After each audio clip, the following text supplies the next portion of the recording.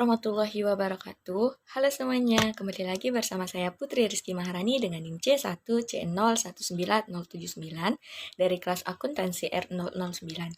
Pada video kali ini, saya akan menjelaskan materi mengenai sistem keuangan syariah. Selamat menyaksikan. Pada materi ini terdapat 7 pokok pembahasan, yaitu yang pertama konsep memelihara harta kekayaan, yang kedua bagaimana memperoleh dan menggunakan harta, yang ketiga akad, kontrak, dan transaksi, yang keempat transaksi yang dilarang, yang kelima ada riba dan jenis riba, yang keenam ada prinsip sistem keuangan syariah, dan yang ketujuh adalah berbagai jenis instrumen dari keuangan syariah. Langsung saja untuk pokok pembahasan yang pertama yaitu konsep memelihara harta kekayaan. Pada poin pertama terdapat anjuran untuk bekerja atau berniaga.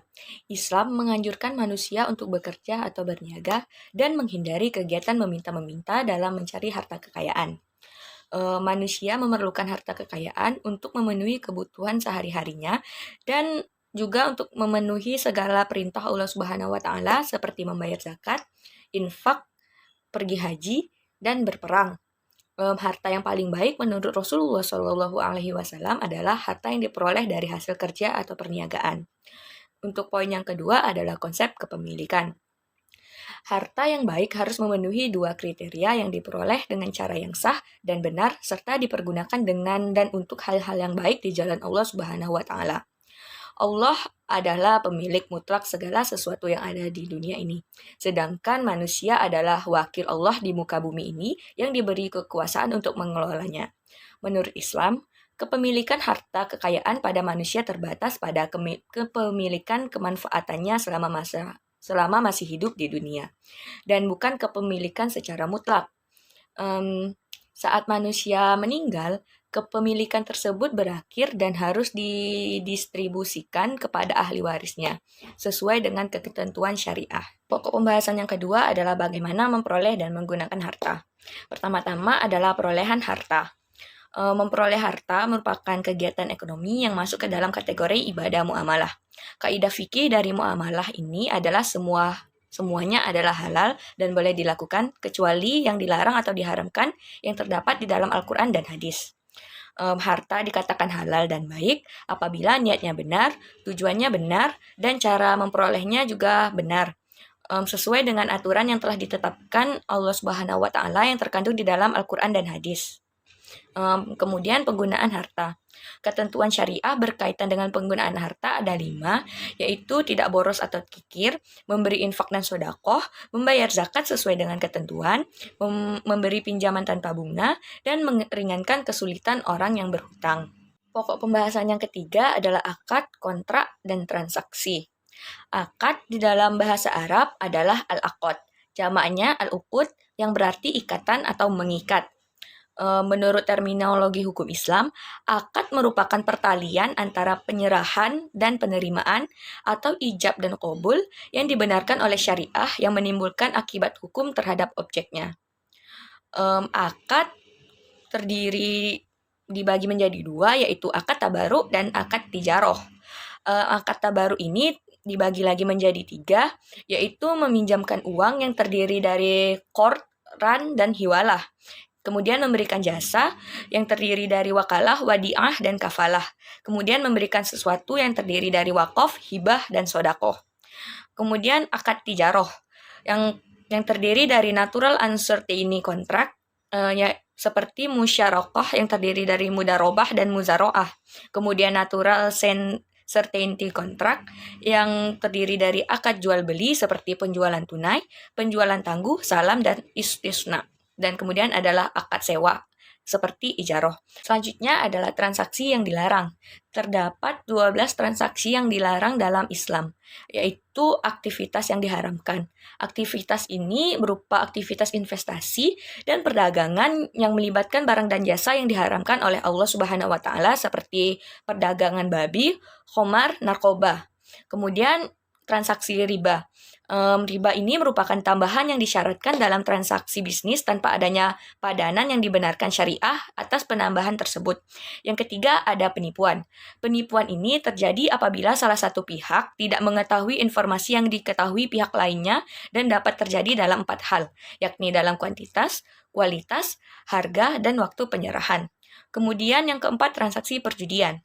Perjudian atau maisir dalam bahasa Arab berarti harfiahnya adalah memperoleh sesuatu atau mendapatkan keuntungan dengan sangat mudah tanpa adanya kerja keras. Transaksi yang kelima adalah ghorar. Ghorar ini terjadi ketika terdapat incomplete information sehingga terdapat ketidakpastian antara dua belah pihak yang bertransaksi. Kemudian yang keenam ada ikhtikar, membeli sesuatu yang dibutuhkan masyarakat, kemudian menyimpannya sehingga barang tersebut berkurang di pasaran dan menyebabkan peningkatan harga.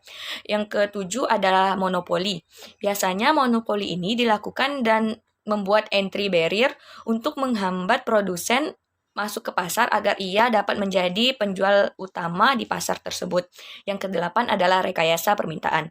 Rekayasa permintaan ini di mana satu pihak berpura-pura mengajukan penawaran dengan harga tinggi agar calon pembeli tertarik untuk membelinya dengan harga yang tinggi pula.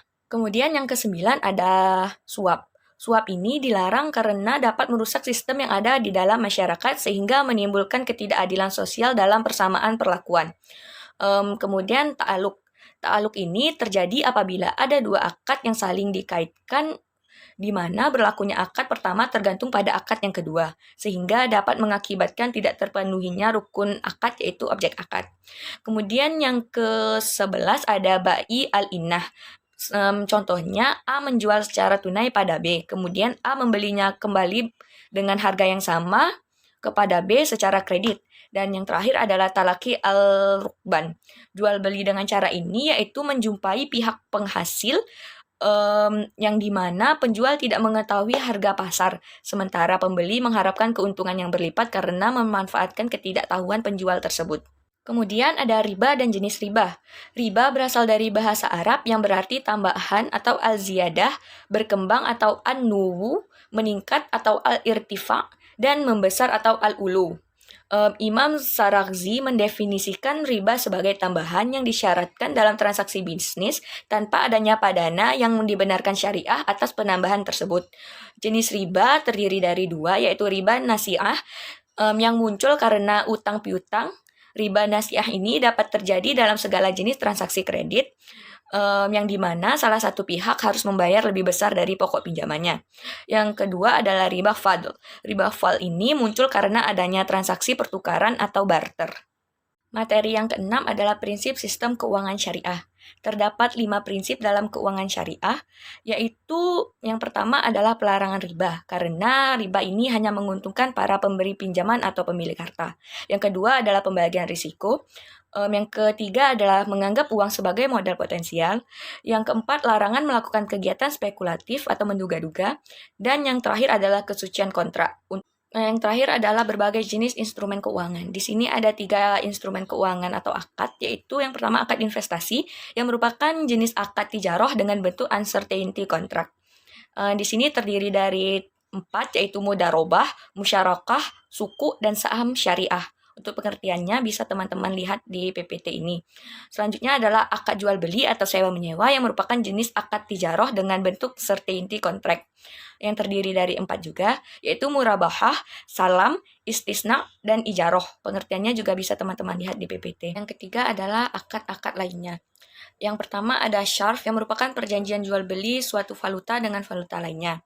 Yang kedua ada wadiah yang merupakan akad penitipan dari pihak yang mempunyai uang kepada pihak yang menerima titipan dengan catatan kapanpun titipan diambil pihak penerima titipan wajib menyerahkan kembali uang atau barang titipan tersebut. Yang ketiga adalah qardul hasan yang merupakan pinjaman yang tidak mempersyaratkan adanya imbalan. Yang keempat ada al-wakalah yang merupakan jasa pemberian kuasa dari satu pihak ke pihak yang lain. Kemudian ada kafalah yang merupakan perjanjian pemberian jaminan atau penanggungan atas pembayaran utang satu pihak pada pihak yang lain. Yang kemudian ada hiwalah yang merupakan pengalihan utang atas piutang dari pihak pertama kepada pihak yang lain atas dasar saling mempercayai. Dan yang terakhir adalah rahan yang merupakan sebuah perjanjian pinjaman dengan jaminannya adalah aset. Sekian materi yang dapat saya sampaikan. Lebih dan kurangnya saya mohon maaf. Saya Putri Rizky Maharani. Terima kasih. Wassalamualaikum warahmatullahi wabarakatuh.